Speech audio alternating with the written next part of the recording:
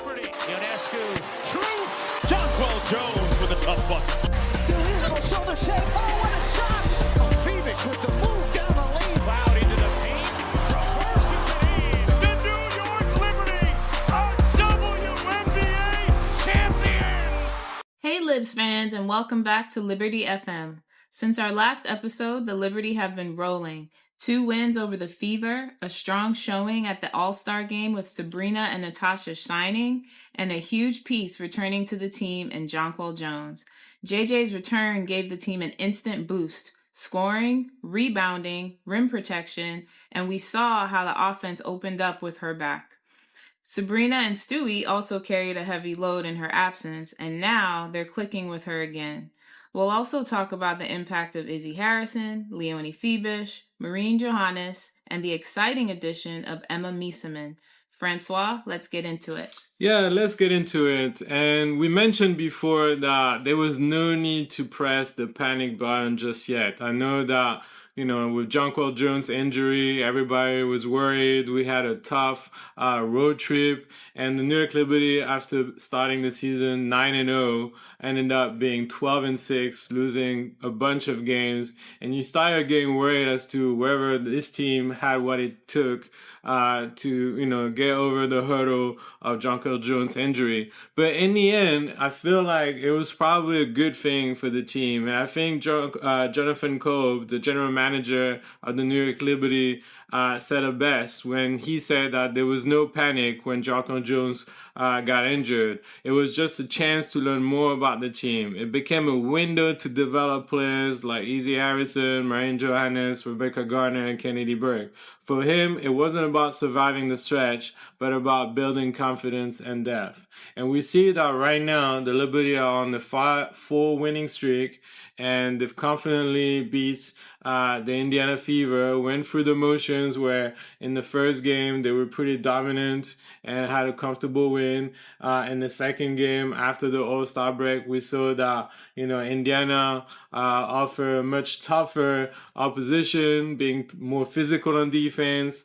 And we saw that with Jonquel Jones' return, they were able to come back and ended up winning comfortably in the fourth quarter. So I feel like we were able to see a lot of good things in that stretch. A lot of players step up in Jonquel Jones' absence. And I think that moving forward is definitely going to serve the Liberty, especially when it comes to the playoff and when the stakes are much higher. What did you make of the players that managed to step up in Jonquel Jones' absence? It was huge. I think my highlight was Isabel Harrison for sure. Yeah. You didn't know what you were going to get initially, because she didn't have as much minutes until, JJ went down. It was mostly, I think you saw Niara coming off the bench a little bit more early part of the season. But now Izzy has been balling. I mean, she provides the spark. She's where you need her to be. It's almost like her and Rebecca Gardner as well. When Gardner gets minutes as well, they're just always around the rim. And that's the one thing I've always sort of said when you see the Liberty and their shooting. Sometimes if JJ's not under the basket to get those rebounds, no one else is usually. And to me, Izzy is a scrappy player just like Gardner. And you'll find that they'll come in and get that extra play. They'll make that extra effort to get the ball back and score. You saw that with Izzy. She had a steal and she scored right away. And so I think what it called for with this team is the next man up, and you had to step up.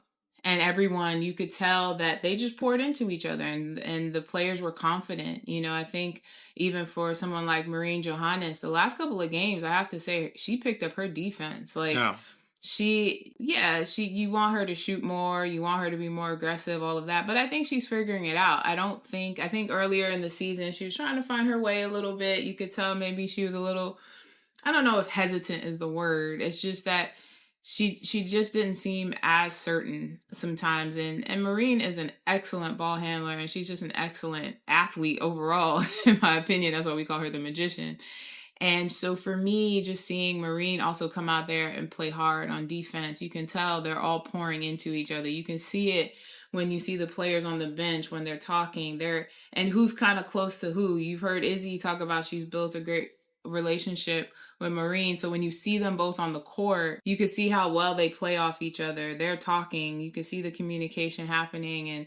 And so I think it's great that the players are gaining that confidence because, yeah, if one of your starters go down, it is next man up. And you have to trust that whether it's Izzy, whether it's Marine, Rebecca Gardner, KB, whomever comes off that bench, that they're confident that you can fill in some of the gap for that player that may have gone down. Yeah, I mean, when Izzy Harrison signed with the New York Liberty back in February, I was actually really excited for that signing because I remember following her quite a bit when she used to play with the Dallas Wings, and she was a phenomenal forward for that team, quite versatile, offering physicality and finesse and mid-range shooting. So I was very excited, but at the same time not really knowing what to expect because we know that she has had a lot of injuries over the last few seasons.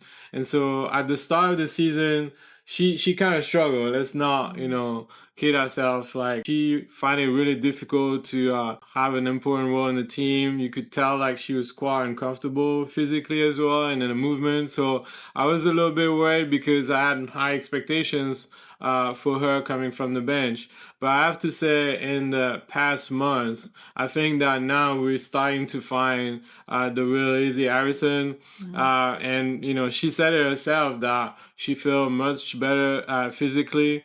Natasha Cloud said that she got off the brace, whereas in the last 2 or 3 seasons, she played with it. So, her playing without the brace, meaning that she feels free and confident now to play without that and that she's in a good place physically.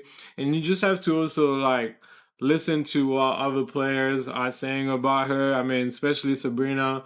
She's full of praise for Izzy Harrison. She said that, she's been one of the best teammates she ever had, that she stayed consistent in work ethic and leadership, and that she kind of owned that role, and that she has a great relationship with everybody. And, I remember Izzy Harrison sharing about her relationship with Sab and saying that, Sab has always been a big supporter of her, even when they didn't really know each other that much. Throughout her career, she always received text messages from Sab asking her how she was doing with her recovery when she was injured. So that's a true testament of Sabrina's leadership and how much she cared about Izzy. And I think when you have some of your star players caring that much for you, that's going to bring you confidence. And we've seen it in the past few games. She's been phenomenal coming off the bench when you felt like, how are we going to manage without JJ? And when you have Izzy that brought physicality against BG in the last matchup against Atlanta, and those 2 games against Indiana when you have Aaliyah Boston, who's an all-star and been balling this season. She held her own against Aaliyah Boston, and that play towards the end of the second game where she got that N1, and you see how hyped up. How hyped up she was. That meant everything, for the team and for the fans. So, now it's almost like a luxury to have those kind of performances from Izzy Harrison with Jonquel Jones back, because now you have rich people's problems. You could sort of decide we could have Izzy. Niara has been injured lately, so I think Izzy stepping up has come at the perfect time. Well, I think what the Liberty are doing, I think we've talked about this a little bit, is they're really shoring up their second unit. You know what you're going to get in your first unit. You know the stars you have, their capability. But your second unit, you got to build. You really do. You're building that confidence. You're building it so that when you go on this run, this playoff run, that they're going to be there just as much as your starting lineup. And they're not going to lack the confidence because they have been poured into by their teammates, the coaches, everyone. And they can go out there and try to hopefully, get a back-to-back championship. And so you need these players. KB was there with the team last year, but Izzy and Rebecca Gardner, Rebecca was there, but not playing. Yeah. So she kind of just was kind of from the outside looking in, but now you're in it, and so now I think for this team, you have players that are building in this confidence, because when playoffs start, we're halfway through the season, but it's going to go like that. And when the playoffs start, you need teammates that when they come in off the bench, they're going to add. They're going to keep adding to what the team is doing. It's not going to be like, oh, we're trying to hold a lead. I feel like with Izzy coming in, you can continue to gain your lead if you have it, or you stay in the game. You're in that fight, because she does. She crashes the boards. She makes sure she's around that bucket at all times. And I appreciate that with her, because she's fighting for every rebound, offensively and defensively. She's going to be in there. At the same with Rebecca Gardner. Sometimes you see Rebecca Gardner come out of nowhere and get a rebound when, you didn't see a Liberty player in sight, and all of a sudden Rebecca's saving the play. So I think you have players that are really hungry, who've just kind of been on the outside, and now they're in it, and now you have to push forward. And now with JJ back, yes, it's a luxury for the Liberty to have. It's a huge luxury, but they know they have a target on their back, and all teams are going to come at them even harder this year. Yeah, and I want to go back also a little bit on Marine Johannès that you mentioned before, and her impact on the team. While she doesn't necessarily light up the stat sheet, her presence off the bench has really provided a spark for the team, and she's been a vital part of the bench. And I think, when you listen to other players talking about her, you see how important she is for the team. Natasha Cloud, said that she's like one of her favorite players to watch, and that she does a really good job coming from the bench, because, in Europe, she's a starter. She's a star player. And, with the Liberty, obviously, they're loaded with superstars on the team, so she's coming from the bench. It's not necessarily an easy role. And then you ask her, like, I want Marine to be Marine, meaning, like, having that spark with those crazy frees, those crazy passes, but in a very short period of time. That's not an easy thing to do. But I think that, Fiebich, for example, said that, her impact is really beyond the box score, that she helps the team, whether she scores or not. She draws so much attention that you cannot let her on her own. Like, she can light up anytime. So because you have such a great shooter, that's going to help the team, because a lot of focus is going to be on her. And now you see that she has a better chemistry with other players. We see that she's often looking for Izzy Harrison off the pick and roll. So, that gives more options to the team. And I think that I asked her, in one of the games, after the games against Atlanta, that, I started to see more plays drawn for her. And you see that she plays with a little more confidence. And a confident Marine can change everything. And you see in a short period of time. The team can be on the run because of her. And that's a really luxury to have coming from off the bench. But I feel like also a defense got better. I think that Marine doesn't necessarily have the reputation of being a great defender, but in this league, in the W, sometimes she will have to guard some of the best guards on the court. And so if she doesn't, make that improvement, maybe she's not going to play, the amount of minutes that she would like if she's lacking on defense. But I felt like I was really, really encouraged by what I saw, especially in the last game against the Indiana Fever, where she defended well on Kelsey Mitchell and Harry McDonald, who are not easy guards to guard. They're quick. And I felt like she did a good job. What did you see from Marine on the defensive end, and how that could also help her, being a great, even greater player in the W? I just love her confidence lately. I think you see a confident Marine emerging. When people talk to her, she's always talking about being more aggressive. And even when people say we want Marine to be Marine, it's kind of like, we know what she can do, but you can't just pull this out of a hat. Like, you should set plays for her. If you want her to be that Marine, then you got to set plays for her. Every once in a while, like in transition, maybe, she'll go off sometimes for like 9 points in a minute. That can happen. We know that can happen, but you can't expect it every game. You can't expect it every time she comes off the bench. She's still a human being. She's not like this little magical thing that we call her the wizard, but she's not a genie. She doesn't pop up out of out of a hat and just miraculously do all these things. And so I love the confidence that I'm seeing in her. And yeah, with her defense, she's picked it up. And yeah, Marina's not going to be your number one defender out there. But if she does just enough, it's like I look at her and Sabrina, they do just enough. Mm-hmm. That person is not getting their shot off, or they're going to miss. It'll get Izzy a rebound or JJ a rebound or whatever, Stewie a rebound. Like, you do just enough to disrupt. And I think that's what Marine is doing. She's doing just enough to disrupt you. And if you get by her, yeah, maybe she'll foul you, maybe whatever. But she's doing just enough. And the last game, what was she, plus 17 on the court? Yeah. And she only scored 3 points. So clearly she has a huge impact for the team because she's going to draw that attention. She's not a player you leave by herself.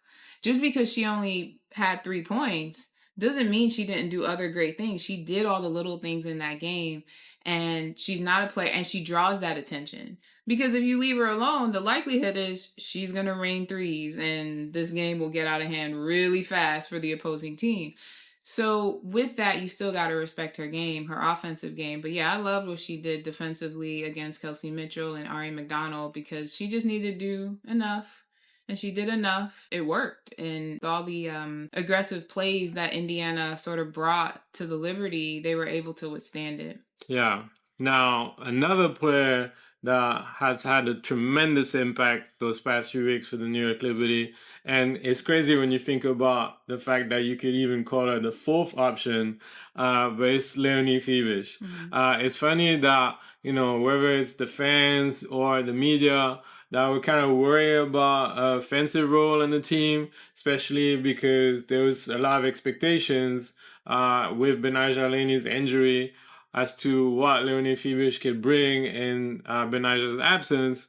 And when you look at the stats, her usage that we talked about before, and, shot attempts, her offensive presence was kind of, I wouldn't say limited or sort of very discreet, but it wasn't necessarily to the standard that we expected of her, especially after the playoff that she had last year.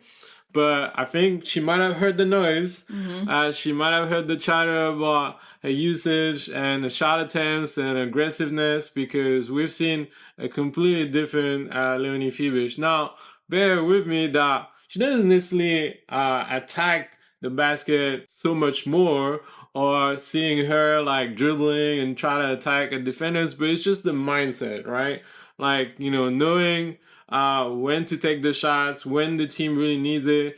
And it's almost like, it's in the DNA. It's almost like she never takes a bad shot. Yeah. She always takes, the shot that the defense is giving her and giving what the team needs. It's just that she's been giving a little bit more offensively in the past few weeks. And when you have a Leonie Fiebich at that level, sky's the limit for the New York Liberty. What have you seen from Fiebich that you really like, especially offensively? I'm so glad she's back from the Euro. I think that was the thing for the Liberty that started this rolling when Fiebich came back, because there was a point where both her and JJ were out. Yeah, and that's too much for one team. It's tough to have two of your starters out, and it bears a lot of weight. Your other starters have to bear that weight as well as your supporting cast. And so I think with Fiebich coming back, and yeah, she probably heard the chatter, and you heard like even in previous interviews, Stewie, I guess they were all kind of talking about like, yeah, we need you offensively. You're great on defense, but we need points as well. And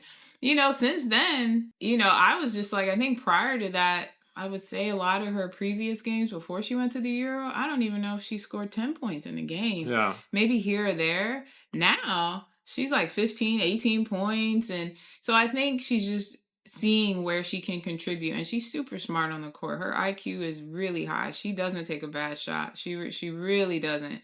And Fiebich, she puts everything on defense. We know that's her bread and butter. We know that's what she loves. But she's giving it her all on both ends of the court now. And it's huge for the Liberty with her even throwing that in. Now with JJ back, she was still balling though with JJ. JJ and her they still had double digits there. But I think with JJ back, it may take a little bit of the offensive pressure off of Fiebich.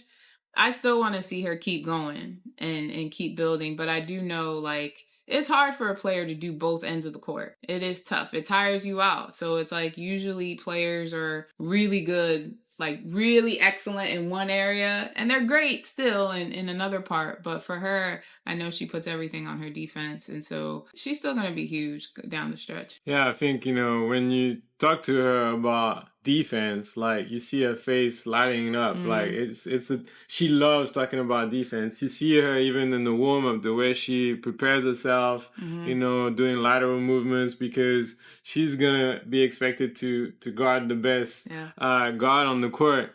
And we definitely miss that. I think her defense is so underrated. Like, she should be in the all defensive team, because the way she impacts the defensive end for the New York Liberty, we clearly saw it that in the absence on top of JJ, that was too much for the Liberty to handle. But I think offensively, it's all about confidence. And Sandy Brandero said it best when she praised her for her growing confidence. She said that she's just playing free. The confidence that she's showing right now, that's what we saw in her overseas. The free-point shooting, the rebounding, the toughness, it's all there.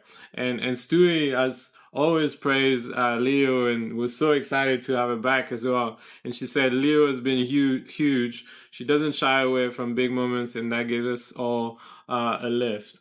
We were talking about JJ's absence, but I think everybody saw that Leonie Fiebich is also a crucial part of that team. And, I think last year you don't win that title without Leonie Fiebich. So I'm really happy that she's back, and now she's growing in confidence offensively. So sky's the limit for her and for the team. Now, obviously JJ now is back, but Sabrina and Stewie had to carry the load of those absences for about a month. What did you make of their role during JJ and Leo's absence versus now what they're going to be able to do again with their presence on the court? And how do you think they handle those challenges for the team? Well, I think with JJ back, they get to breathe again. Yeah. It gives them a little bit of pressure is taken off of Stewie and Sab's shoulders. When JJ went down and they started that road trip, Sabrina had that pesky neck injury, and she was still trying to play, and she was still trying to be there for her team, which is really tough because Fiebich is out, JJ's out, and now Sabrina could be out. She was out for the Seattle game when they went to the West Coast. But then she tried to do... I just thought that, Stewie and Sabrina did their best. They really went all out. I felt like Stewie was giving it her all, as well as Sabrina was trying to give it her all. But she was dealing with a neck injury. And so they put a lot of the weight. They took a lot of the weight for these games, and yeah, they didn't win some of them, but yeah, it's definitely not a panic. I think now you feel like, the gang's back together again. We can finally breathe a little bit. We can kind of let go of some of the reins and some of the responsibilities. And now JJ's back. We stretch the floor a little better. Fiebich is back. Stretch the floor even more. Yeah. So it gives them that opportunity, and it also gives them breathing room to score and play free. I felt like Stewie became kind of the general of the court for a little while because, it was just her and Sabrina. And if Sabrina needed to rest, like Stewie's just out there trying to get everybody in line, making sure. And everybody stepped up. No, everyone tried their best. Marine, Becca Gardner, KB, everyone was giving it their all. But it's tough to come in and all of a sudden you're playing much longer minutes than you're used to. So I think they handled it well. And I think now we might see a Liberty team that's, now that they're able to breathe more, they're going to really enjoy just playing with each other and playing free. Yeah, I think, we're really lucky that Breanna Stewart is like a Swiss Army knife because she could play any position. Yeah. And I think she was asked to do a bit of everything, defend on the best forward or center of the other team. Mm-hmm. And I could tell it was tiring for her. I mean, she did everything she needed to do for, the team to have a chance to win. But it took a toll on her, definitely. And I think with JJ back, she's going to not necessarily have a little breather, but she's going to be able to be utilized in different ways. And I think this year, what has been really successful was when they put Stewie as the point guard at times. Mm-hmm. I think, she's a unique player, with such a height and wingspan the fact that she could play the point guard position, I think is really kind of like disturbing or messing up all the defenses, because it's really hard when you have that kind of player. And I remember like one of the games against Indiana, she just attacked the paint every single time, and I think it was mostly Sophie Cunningham that was defending on her. And it was hard. I mean, when you have that kind of player in the perimeter, it's going to be hard to defend her. So I think, with JJ back, I think Stewie might play that point guard a little bit more, and especially with Emma Meesseman coming, if they have the three bigs on the court with, Stewie, Emma Meesseman, and JJ, you might see Stewie being in the perimeter a bit more. That could really be a cheat code. That's a cheat code, that's for sure. If Emma can come in and really, obviously it's going to take time to gel with the team. You don't come in right away. So we have to see. We have to see how she gels with everyone. But I think she'll be fine. But yeah, once she gets going, that's going to be interesting to see if all three of them will be on the court, or if she's just going to come in for JJ or Stewie, or how they might play that. But I would love to see all three of them on the court at once. With Fiebich and like Sab, the length on that court is going to be crazy. Yeah, and as for Sab, I think, she definitely was required to do more. She had the ball in her hand more. Sandy said that, we've gone to her more on the ball lately. She started the season playing a little more off the ball, but now she has had the ball in her hands a lot. We trust her decision making. And I think, you look at usage has been, increasing by a lot. Tasha Clyde was more like the second guard or the point guard coming when Sab was on the bench. But, you look at her stats, her assist average definitely increased in the last 6 games with 7.2 assists. But field goal percentage has gone down, especially from the free. She hasn't shot particularly well from the free compared to previous seasons. So, she could create, she could attack the basket, she could score from the perimeter, she could do so many other things.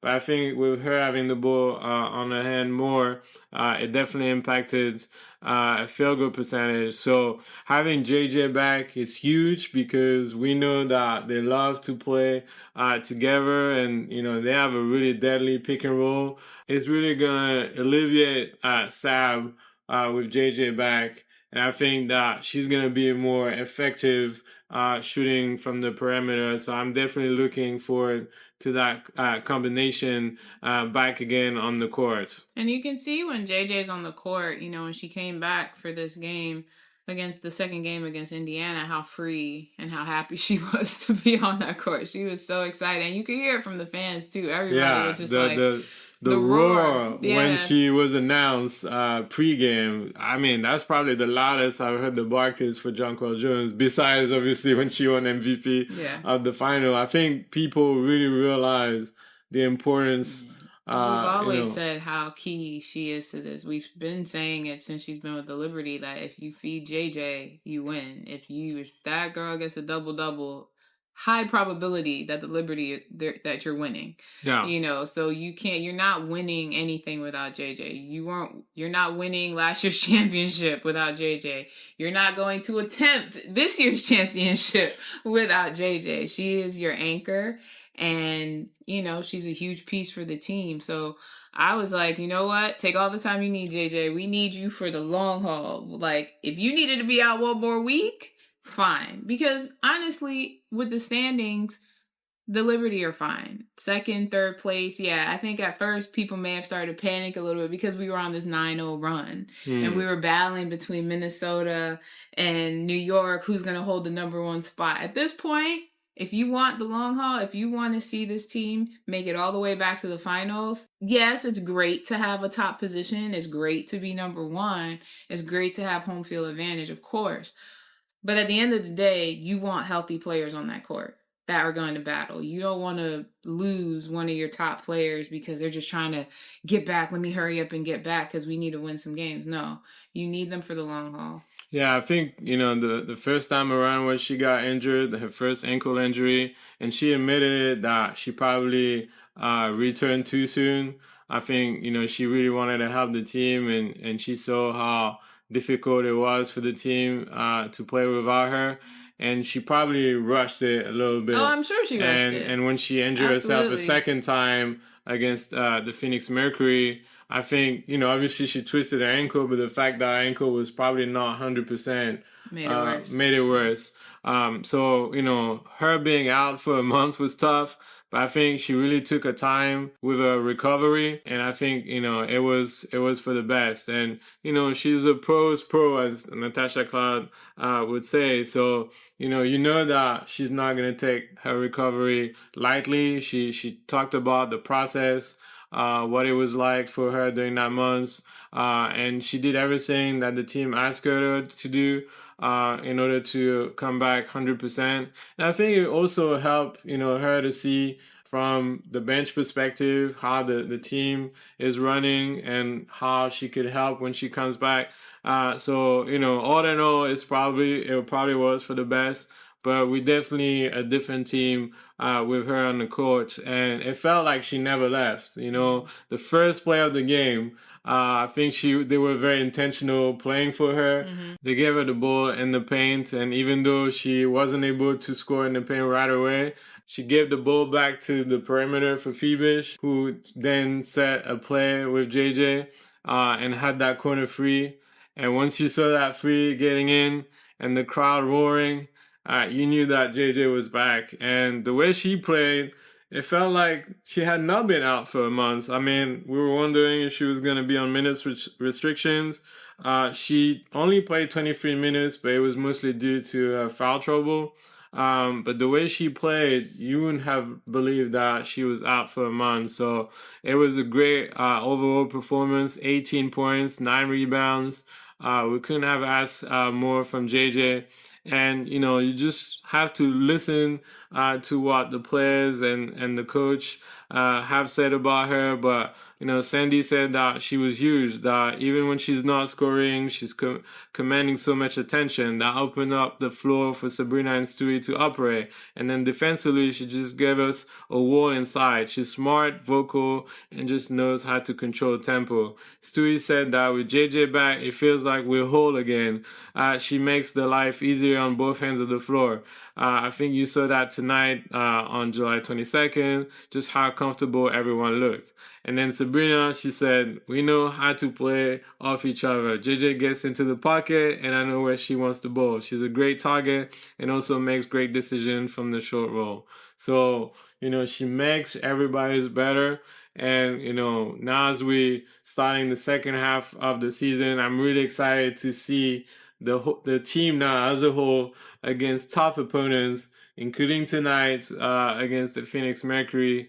And then at the end of July and for the whole month of August, a whole playoff series against the Minnesota Lynx. We're going to face them 4 times, twice at home and twice in Minnesota for a rematch of the WNBA Finals. I think those are going to be huge games. For the Phoenix game, they got to get their look back.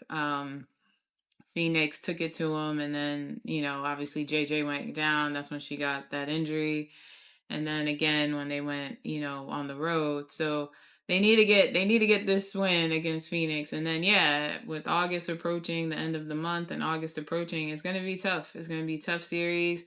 You got teams really trying to make a push right now, trying to figure things out and make this push, not just Minnesota. I mean, visiting Minnesota and playing them, it's going to be a barometer. I think everyone's going to see this as a test of the two teams that went at it head-to-head last year. And I think it's going to be a juggernaut match. I'm sure for Minnesota, they're going to want to get their lick back from the championship game. So the Liberty just have to play they have to keep to their game plan. And they have to stick to whatever is set, against Minnesota. Minnesota is a super smart team. Nafisa is balling. We know that she's probably top person in the run for MVP.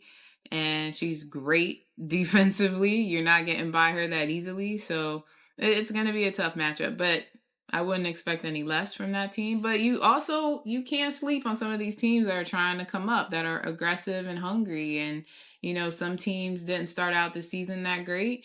And now they're fighting to try to get into a playoff spot. So the Liberty it doesn't matter where these teams are, in the standings, the Liberty have to play their game and they have to play tough. And that's why I think the announcement of Emma Meesseman's commitment to the New York Liberty was so crucial, because when you think about it, 3 teams were in the run to recruit her: the Phoenix Mercury, the Minnesota Lynx, and the New York Liberty. We knew that with DeWanna Bonner joining the Phoenix Mercury, that the Phoenix Mercury wouldn't have the cap space to get Emma Meesseman, so they were pretty much out of the picture. But as Liberty fans, then you start getting worried that, if Emma Meesseman joins the Minnesota Lynx, that's going to be a really, really tough road ahead for the Liberty to win that title. Not impossible, but now the Lynx have a weapon that they probably that's probably the missing links for them to go all the way. So you kind of getting worried, and you almost think that the Minnesota Lynx are the better fit for Emma Meesseman than the Liberty. But then when we got the news, it was shock, but happy shock, relief. And now it's like, man, now if you don't win that title, everybody's going to get on your back. I mean, having her is huge, and I'm sure what played in, I would think what played into her decision as well is that she's played with some of the folks. Probably half of the squad already. Yeah, so I'm sure it would be a bit more comfortable for her to probably gel and come in. Yeah. You've played with Stewie, you play with Niar, you're going to play with JJ at some point when JJ plays with Fenerbahce. I think they play together in Russia, actually. Oh, okay. And they're going to play together in Turkey with Fenerbahce. She played before with Rebecca Gardner with the Chicago Sky. And she was coached by Sandy and Olaf in Russia. So, and she played with Natasha Cloud with the Washington Mystics, winning a title in 2019. A good chunk of the team, so I'm sure that helps in feeling a bit more comfortable. You're not feeling like you're walking into something completely new. It's still going to be an adjustment, but it's not going to be such a big adjustment for her, I'm sure. And for people that don't necessarily follow international basketball, I don't think people realize how good she is. She's probably, at least the best player in Europe, but top 5, I would say, in terms of international players or players in the world, period. So to have that sort of caliber player coming into your team halfway through the season, that's a game changer. And she's a mix of Stewie and JJ. And so... And a little bit of Jokic as well. I mean, to have all of that in your game is going to be huge. And I think, no matter where whether she comes off the bench, whether she starts, she's going to be a huge asset to the team. And playing pick and roll and mid-range, I mean, she has a bag. Her ability IQ to pass is crazy. the ball as well. So her IQ is crazy. I would be nervous. Yeah. I'd be nervous. So now you have so many options. You could have a big lineup with her, Stewie, and JJ, and then eventually having Sab and Fiebich or Sab and Natasha Cloud. Or you could have her coming from the bench and have her with Sab while the other starters are resting. You have so many options. I guess it's going to be a question of ego and what you're willing to put up with or what you're willing to accept for the benefit of the team. Those are good problems to have, but not necessarily easy to handle. But no. I'm trusting Sandy to to be the right coach to figure it out. I mean, if I were them, I feel like there might be some games that she may need to start depending on the matchup. Yeah, I think so. Yeah, but I think there are other games that she can come from the bench, and if you have a strong second unit with Emma Meesseman, you could sit some of these players, especially leading towards the playoff. Because in the playoff run, Sandy's going to rely on Stewie a lot. She's going to rely on JJ. She's going to rely on her starters, and she's going to keep that number very tight. Yeah. Like she always does. So I think with Emma coming in, you get her, hopefully, she'll be here soon, but you'll get her going. And then I think you really develop that second unit with her. Like, yeah, there's some games she Which may is start, crazy but it's to crazy. think about But it, you because should that develop a strong second unit that will continue to keep it rolling for your first team.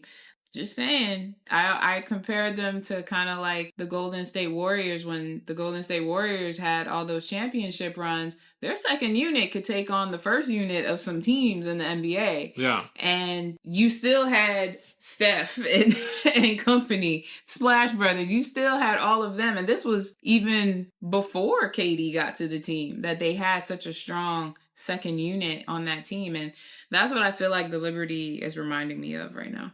Yeah, so well, hopefully we can have the same success as the Golden State Warriors with this constellation of stars.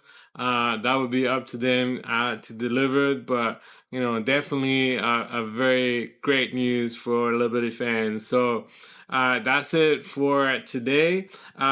Tonight they're playing against a team that they haven't had much success.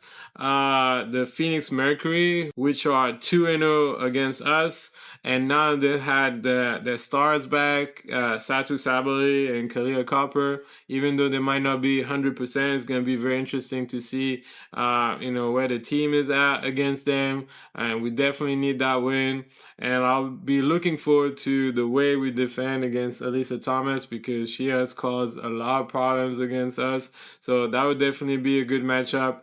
And then it's going to be a back-to-back for the New York Liberty, but at least it will be at home. Tomorrow, Saturday, they will face the LA Sparks before moving into a little road trip facing Dallas, Connecticut, Minnesota, and having this crazy schedule of 13 games in the months of August. So good times to have a full squad. We don't know just yet when Emma Meesseman will be joining the team, because they have to work on a visa, so we don't know how long it will take. In the meantime, they will have a 12-player roster, because they also recruited before Emma Meesseman Stephanie Talbot, who used to play with the Golden State Valkyries before being cut. But she's very familiar with the system that Sandy plays with, because she's a fellow Australian. So she's accustomed to the national team, coached by Sandy, so I think that she's going to fit right away. She kind of struggled in her first game. She played 4 minutes against Indiana. It was understandable, she was going to struggle, but it's going to be also interesting as to what choices the team is making in regards to who they're going to cut or trade when Emma Meesseman joins the team. We are obviously a little afraid for Jalen Sherrod based on the minutes she has had. That would be the most obvious choice to cut her. I don't want But Sherrod I think to go. us as fans, I don't think we want to see that, especially because she proved so many things, delayed but not denied. She was undrafted. She was cut from training camp. She came back into the team, became a WNBA champion, earned some minutes this year ahead of Marquisha Davis. So, and you see how people like Natasha Cloud are praising her. That shows her determination, and she definitely proved that she belongs into this league. Yeah. So we would be very sad if they took that decision, because they could also decide, well, we got Talbot, we didn't know that we were going to get Meesseman, so then we don't really need Talbot anymore.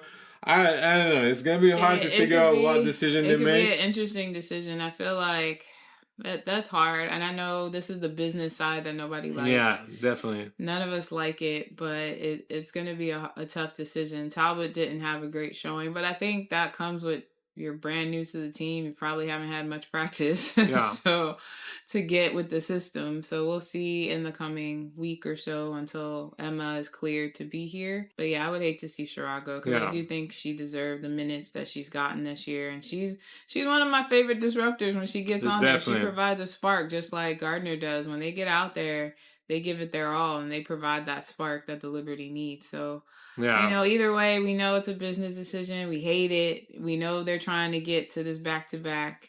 They want to do it, so they Yes. They gotta do all they can. They to gotta get make this those business back-to-back. decisions that Yeah. nobody like. Yeah. But we're big fans of Jalen Sherrod, so we would be really happy if she stays in the roster. But if it turned out that it would be her being cut, we're definitely confident that she will find a role in another team, and with the expansion with 2 new teams next year, she would definitely have a spot in the WNBA team, and probably more minutes than what she gets with the Liberty. But who knows? We're not there yet, so let's enjoy her presence on the team, and it'll be up to the staff to make those tough decisions. But thank you so much again for your support. We'll be dropping our next episode on Monday, covering the 2 games against the Mercury and the Sparks.